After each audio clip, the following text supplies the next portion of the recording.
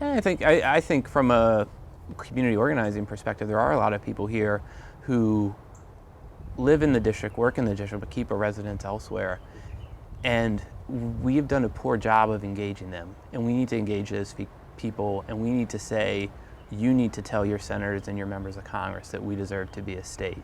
And there's a lot of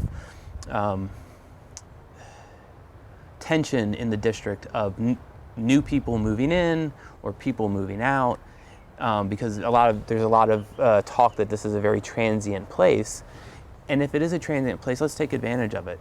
For people that move here, let's say, hey, you just moved here, but tell your friends and neighbors and family from where you came about our status. Let's get them as allies right now. And for the folks that are moving out of the district, don't forget about us. I have some friends who moved to California, and they've been great in advocating to their senators about supporting statehood. And I think we need to keep doing that, but we haven't done a very good job of that. I think too often we just go, oh, ho hum, somebody just left. Somebody leaves, that's their right, but let's make it an opportunity and not miss out on a potential advocate living in the States. Can you give us an idea how many people, you talked about community organizing, how many people are doing as a part of the 51st state movement that you're working with? How many people are engaged in that, do you know? It's hard to say. If you have a statehood rally in the district, which I think we have too many statehood rallies and not enough statehood work. But you could probably get the same 200 people to show up at every rally, and we're not a real movement until you start seeing strangers show up. But there are probably about 20 or 40 people that work on this, a good bit. There's very few people that work on this full time. Less than 10 probably that work on this full time as their job, but there's about 40 people around the city that are sort of active every week doing something, and we need to have a lot more than that. What is the name of the organization? Well, the group I run is called Neighbors United for DC Statehood. Neighbors United. Yeah, and it was a model. When I spoke earlier about the president and the speaker cutting a deal. I left work that day and I went down to protest, and our mayor and council members got arrested. I didn't get arrested that day. But it was a really powerful moment, I thought, to get arrested over this, that we shouldn't be treated as a bargaining chip. And I was pretty fired up. And I went home and I was talking with my wife, and I looked at a news report and it said 250 people were at the protest and 41 of those people got arrested.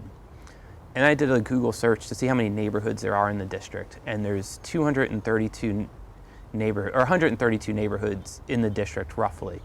And then I thought about it and I said, wow, that's less than 2 people per neighborhood that showed up when we just got sold out by the president and the speaker.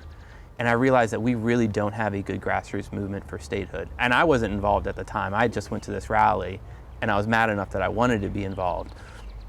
But I wanted to create a model where we go neighborhood by neighborhood, ward by ward, really living room by living room, and have people invite us in so we can answer questions about statehood, because there's a lot of misperceptions. The biggest one is that it's unconstitutional, and it's completely constitutional. There's a lot of people think, well, it will never happen, and my response is, well, if we do nothing, it will never happen. But tell that to the folks that were ho-humming, myself included, that never thought Barack Obama was going to be elected president. Not that I didn't want him to get elected, but I thought that racism in the country still was too powerful, and yet he overwhelmingly won. And I think, the civil rights movement, tell that to Rosa Parks, and don't, just sit in your seat on the bus. She decided to sit down, but by sitting down, she stood up for the rest of us, and it created a movement that created change. And what Rosa Parks and John Lewis and Diane Nash and Martin Luther King were up against, compared to what the citizens of the district are up against, was nothing. So we're up against nothing compared to what they went through. They had police, the whole institution of the South was against what they were fighting for. I think our struggle will be easier to win if we just get more people dedicated to it. They were facing much greater odds than we were, and they achieved great things for our country in a relatively short period of time too. There are other organizations that are, I'm guessing, have different approaches or even different goals, like DC Vote. is the only one I'm aware of right now, but I'm sure there are others. Do you have a perspective on them, on what they're doing? Yeah, I mean, I think a lot of the organizations do really, really good work. But if I felt that there was one organization that did it so well, I wouldn't have created Neighbors United for DC Statehood. I think, so DC Vote believes in statehood, they work for statehood, but they believe in incremental change, which is they think that if we get budget autonomy and legislative autonomy, or one vote in the House of Representatives, it will build towards statehood. And I understand that perspective, but for me, I do this as a volunteer. And if I'm gonna go up to Capitol Hill and take a day off of work, which means I'm also taking time away from my family, I'll be damned if I'm gonna ask for anything less than equality for my children.